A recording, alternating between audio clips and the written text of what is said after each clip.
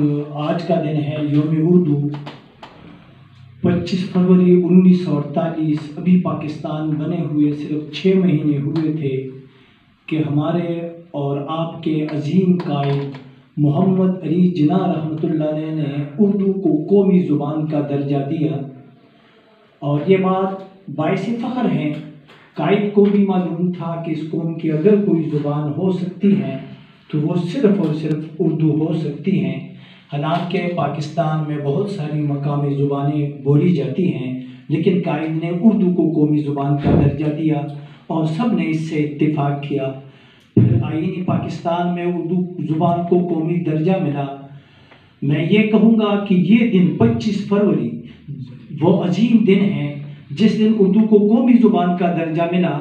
इस दिन मनाने का एजाज़ अहली पेशावर को हासिल है और ये मेरे ज़ेर सदारत 2019 पिछले साल ये दिन मैंने मुनक्कद करवाया और आप जैसे चीदा चंद खवास आए और उसमें शामिल हुए। आज इस साल मैं देख रहा हूँ कि बहुत सारे मकामात पर बहुत सारी तंजीमें ये दिन मना रहे हैं, धूमधाम से मना रहे हैं, लेकिन इस दिन का आगाज़, इस दिन की बुनियाद, इस दिन का मैं तो ये कहूँगा कि ये एजाज़ सिर्फ़ और सिर्फ अहले पेशावर को हासिल है कि अहले पेशावर ने इस दिन का आगाज़ किया और पाकिस्तानी कौम को जगाया, बेदार किया कि आप बहुत सारे अजीम दिन मना रहे हैं, जैसे यौम पाकिस्तान है, जैसे यौम आज़ादी हैं, यौम दिफा हैं, तो इसी तरह यौम उर्दू भी हैं। और माशाल्लाह आज उसी कड़ी में ये कहूँगा कि दूसरा साल आया और वही दिन हम मना रहे हैं, तो आपके लिए भी बाइस फ़ख्र है और मेरे लिए भी बाइस फ़ख्र है। नंबर 2 मैं हल्का सा मुख्तसर तारुफ कर रहा हूँ अंजुमन निफाज़ उर्दू पाकिस्तान। इस तंजीम की बुनियाद तो 1995 में अहली पेशावर में चंद अहबाब ने मिलकर रखी और सरफहरिस्त उसमें मेरा ही नाम था। फिर पेशावर से एक रिसाला हमने जारी किया चमन की कलिया के नाम से और आज भी वो रिकॉर्ड पर मौजूद है। वो रिसाला चंद साल 5-6 साल वो रिसाला तसलसल के साथ चलता रहा, चाहे होता रहा। बाद में ये हुआ कि कुछ माली मुश्किलात की वजह से वो रिसाला बंद हुआ और वो तंजीम भी गैर फ़ाल हो गई।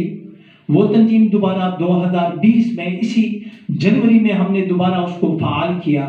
आज अंजुमन निफाज़ उर्दू पाकिस्तान के 100 अज़ला में हमारी तंजीम साजी हो चुकी हैं और दर लोग इसमें शामिल हो रहे हैं। मुझे बड़ी खुशी है कि आज एक वकील साहब ने मुझे फ्लेक्स की वो एक तस्वीर बनाकर भेज दी कि आप तस्रीफ फरमाएं कि इसमें कोई गलती हो तो शेखपुरा के मकाम पर, लिया के मकाम पर, मुल्तान के मकाम पर, कराची के मकाम पर इंशाल्लाह आप मीडिया पे, सोशल मीडिया पर भी आप देखेंगे ये दिन हम मना रहे हैं और उसी तरह पेशावर में भी हम मना रहे हैं। जहाँ तक मैं ये कहूँगा, अब नूर हकीम साहब, डॉक्टर साहब फरमा रहे थे कि उर्दू ज़ुबान नाफिज हैं, तो मैं सिर्फ एक ही सवाल करता हूँ कि हमारी जो तरक्की का सबसे बुनियादी जीना है, सीढ़ी है, वो तालीम है। तो क्या मेडिकल, इंजीनियरिंग, कंप्यूटर साइंस, ये तमाम उलूम व फ़नून उर्दू ज़ुबान में है या अंग्रेज़ी ज़ुबान में है? हमारे तमाम अदालतों के फैसले उर्दू ज़ुबान में हैं या अंग्रेज़ी ज़ुबान में हैं? हमारे तमाम दफ्तरी उमूर, वो खतूत हैं, वो दरख्वास्त हैं, वो रसीद हैं, वो उर्दू ज़ुबान में हैं या अंग्रेज़ी ज़ुबान? तो जवाब आएगा बदकिस्मती से कि उर्दू ज़ुबान नाफिज नहीं है, इसलिए वो उर्दू ज़ुबान में नहीं है।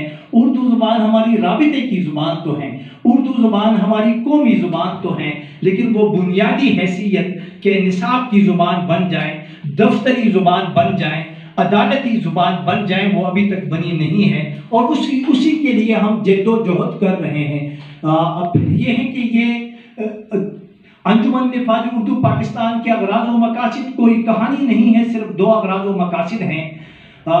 अल्लाह बख्शे रूह रवा अंजुमन तरक्की उर्दू, मौलवी अब्दुल हक बाबाई उर्दू को, तो उसी का नज़रिया हमने आगे बढ़ाया और उसमें मामूली तरमीम करके कि इस वक्त जैसे डॉक्टर साहब अभी फरमा रहे थे कि ये एक आलमी ज़ुबान है, तो ये बिल्कुल आलमी ज़ुबान है और ये भी मैं मानता हूँ कि पाकिस्तान से बाहर बल्कि बर्र सगीर की पाक व हिंद की सबसे बड़ी ज़ुबान है।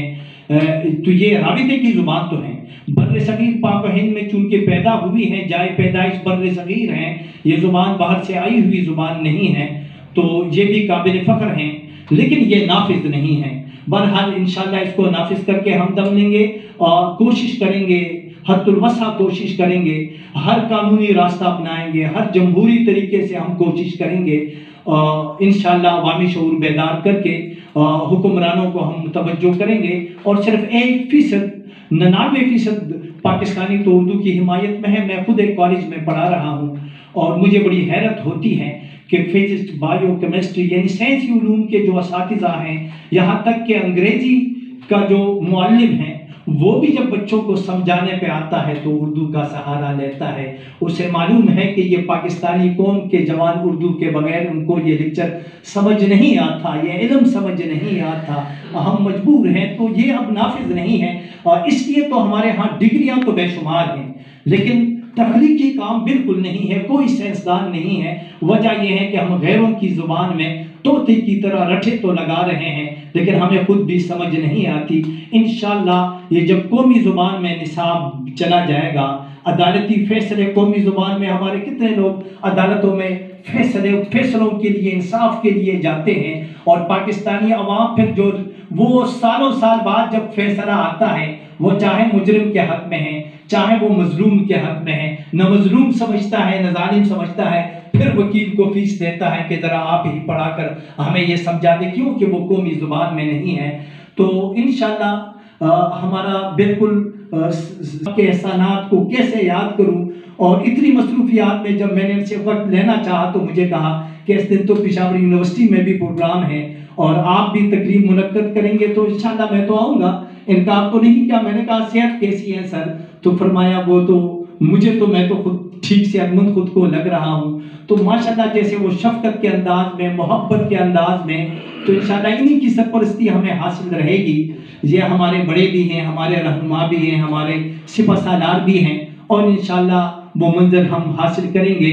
لا تقنطوا من رحمت اللہ، اللہ کی رحمت سے ہم مایوس نہیں ہیں، لیکن اس وقت مجھے جو عظیم رحمت نظر آ رہی ہیں وہ اردو زبان کی شکل میں نظر آ رہی ہیں، اور بخدا میں پاکستان کو، اسلام کو اور اردو کو ایک ہی زنجیر کی 3 کڑیاں سمجھ رہا ہوں، اور یہ حقیقت میں ایک ہی زنجیر کی 3 کڑیاں ہیں۔ انشاءاللہ پاکستان کو مضبوط کرنے کا اگر کوئی ذریعہ ہے، نمبر 1 اسلام، لیکن اسلام کے ساتھ جڑی ہوئی دوسری کڑی اردو ہے۔